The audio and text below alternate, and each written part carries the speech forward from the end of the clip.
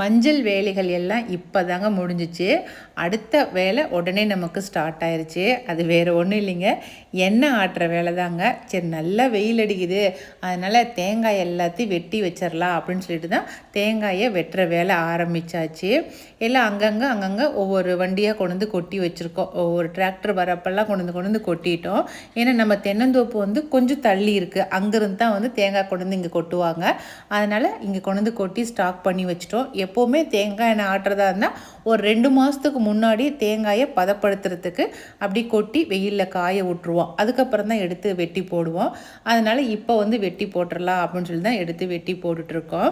தினமுமே வந்து காலையில் வந்து வெட்டி வெயிலில் காய வச்சுறதுங்க. சாயந்தரம் வீட்டுக்கு போகும்போது எல்லாத்தையும் எடுத்து ஷெட்டில் வந்து எடுத்து அடுக்கி வச்சிருவாங்க. ஏன்னாக்கா மறுபடியும் மழை வந்துருச்சுனாக்கா வம்பா போயிடும் இல்லைங்களா, அதனால தான். தேங்காய் எல்லாமே ஏற்கனவே 2 மாதமாக வெயிலில் இருந்ததுனால அவ்வளோ ஒன்றும் ரொம்ப காய வேண்டியது இல்லைங்க. 1 நாள் 2 நாள் போட்டாவே போதும், நல்லா சீக்கிரமாகவே காஞ்சிரும்.